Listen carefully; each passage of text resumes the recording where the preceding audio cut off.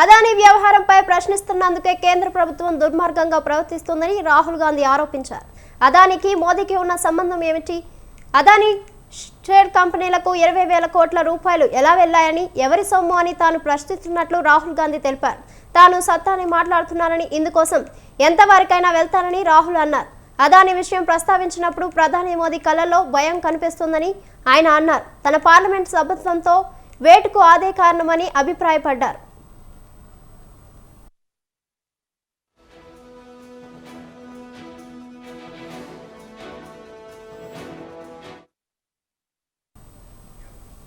అదానీని కాపాడేందుకు ఎందుకు ప్రధాని ఇంత తంటాలు పడుతున్నాడని నిలదీశారు.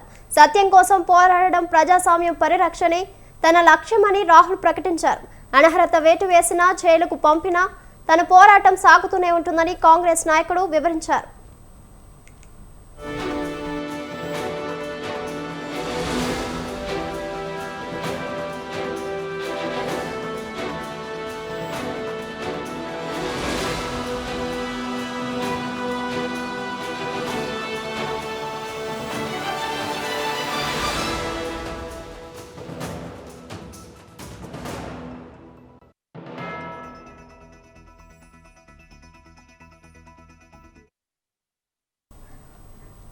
తనను పార్లమెంట్ నుంచి జీవితాంతం బహిష్కరించిన ప్రజల్లోనే ఉంటాను, ప్రజలతోనే ఉండి పోరాటం సాగిస్తానని రాహుల్ గాంధీ తెలిపారు. భారతదేశానికి వ్యతిరేకంగా ఎన్నడూ మాట్లాడలేదని రాహుల్ అన్నారు. అదానీ కంపెనీలో చైనా హస్తం ఉందని రాహుల్ ఆరోపించారు. అదానీ వ్యవహారాల్లో పార్లమెంటుకు పలు సాక్ష్యాలను సమర్పించానని తెలిపారు. నిరంతరం అధికార పక్షాన్ని ప్రశ్నిస్తూనే ఉంటానని రాహుల్ అన్నారు. Come from whose money is it? That was the first question. Whose shell companies are there? These companies are working in the defense field. Why does nobody know whose money this is? There is a Chinese national involved in this. Why is nobody asking the question, who is this Chinese national? That was the first question. Second question was, set of questions with proof were, what is the Prime Minister's relationship with Mr. Adani? I showed a picture of the Prime Minister and Mr. Adani's plane relaxing.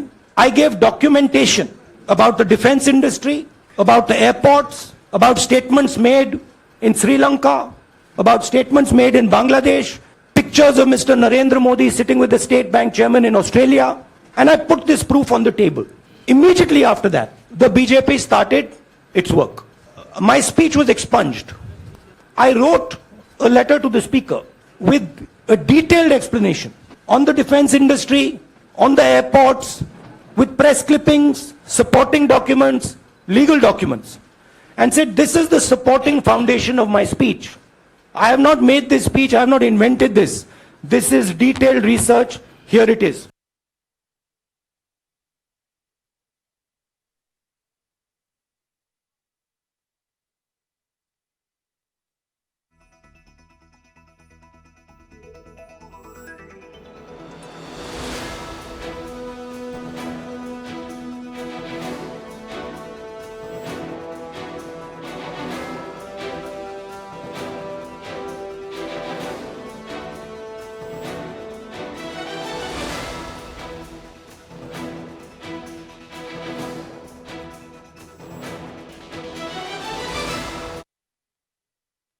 पूरा कोयला घोटाला, पूरा 2G, Rahul Gandhi ji Manmohan की सरकार की पूरी सरकार भरी हुई है और आपकी सरकार में जो घोटाले हुए और आप नरेंद्र मोदी पर कीचड़ उछालते हैं। तो राहुल गांधी जी आप तो स्वयं बेल पर हैं भ्रष्टाचार के मामले में और आप बात कर रहे हैं हमारे ऊपर, जबकि ईमानदारी से देश का काम चलता है। आज राहुल गांधी जी ने अडानी प्रकरण पर फिर कुछ बोला है। मैं आपको एक बात बताना चाहता हूं, लोकसभा में राष्ट्रपति के अभिभाषण पर उन्होंने ये बेबुनियाद बातें फिर कही थी, बिना सिर पैर के, बिना किसी सबूत के। वो झूठ कैसे बोले, मैंने अभी आपको उसका प्रमाण दे दिया। अडानी जी को हमको डिफेंड नहीं करना है, भाजपा कभी डिफेंड नहीं करती है, लेकिन भाजपा किसी को फंसाती हुई भी नहीं है। लेकिन आज राहुल गांधी जी अडानी पर बहुत बोले हैं, तो थोड़ा बहुत संक्षेप में कुछ बातें हम अडानी प्रकरण के बारे में राहुल गांधी के संदर्भ में बताना चाहते हैं। 2004 से किसकी सरकार थी? मनमोहन सिंह की सरकार। किसके खंबे पर खड़ी थी? राहुल गांधी के खंबे पर। 2008 में यूपीए रूल में अडानी ग्रुप ने बुनियो कोल माइन इंडोनेशिया में खरीदा था। तो क्या मनमोहन सिंह गए थे राहुल गांधी की? आप गए थे। 2010 में यूपीए रूल में कार्माइकल माइन ऑस्ट्रेलिया में अडानी ग्रुप ने खरीदा था। तो क्या मनमोहन सिंह गए थे? 2010 में यूपीए रूल में अडानी ने 1.6 बिलियन डॉलर इंडोनेशियन गवर्नमेंट में रेल और इंफ्रास्ट्रक्चर के लिए घोषणा किया था। और 2011 में यूपीए रूल में अडानी ने Galilee mine Abbot Point port Australia में खरीदा था। तो ये तो आपकी सरकार में हो रहा था। तो क्या वो बार बार आपके लोग जा रहे थे क्या साथ में?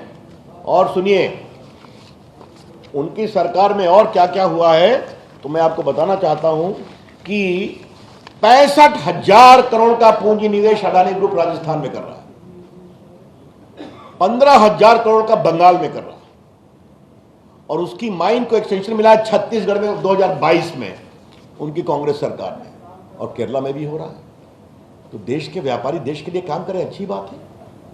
तो आपके यहां कैसे राजस्थान में 65,000 करोड़ अडानी लगा रहे हैं आपकी सरकार में? ये कौन सी बात है? तो झूठ बोलना, बेबुनियाद आरोप लगाना राहुल गांधी की फितरत है।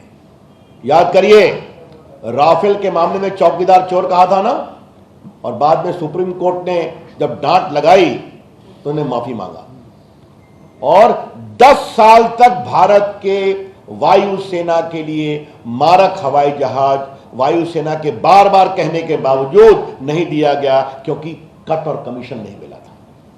बाद में मोदी जी आए तो पहले साल में ही आज राफेल गर्जना करता हुआ भारत को सुरक्षित रख रहा है। तो ये तो सीधी सी बात है। तो कांग्रेस के बारे में मैं कहूंगा, कांग्रेस पार्टी का परिचय राहुल गांधी क्या है? 4: कट, कमीशन, करप्शन, कांग्रेस। फिर मैं रिपीट करता हूं, कांग्रेस पार्टी का 4C: cut, commission, corruption, Congress. और ये राहुल गांधी जी, नरेंद्र मोदी ऐसे महान शक्तिशाली नेता के बारे में इस तरह की बेबुनियाद टिप्पणी करते हैं, जिसके कारण भारत दुनिया की 5वीं इकॉनमी बन गया, जो दुनिया के सबसे लोकप्रिय नेता है, जो देश के 80 करोड़ गरीबों को खाना खिलाते हैं, जिसकी राज में गरीब खुश है, देश सुरक्षित है, और भारत विकसित भी हो रहा है। तो समस्या मित्रों, अंतिम बात मैं कहूंगा क्या है? राहुल गांधी की समस्या यही है कि उनको वोट नहीं मिलता। तो संजय बाबू, उनको वोट नहीं मिलता तो हम लोग क्या करें? अब आप ही बता दीजिए, क्या हम लोग जनता से उनके लिए वोट मांगे? बार बार जाते हैं, हार जाते हैं, मुश्किल से हिमाचल में निकल पाए, 14 हारे, 19 हारे, अभी मेघालय हारे, त्रिपुरा हारे, नागालैंड हारे, कर्नाटक भी हारेंगे, और 24 में देश भी हारेंगे। राहुल गांधी ये नहीं समझते कि देश आज कांग्रेस पार्टी की नीति से उब चुका है।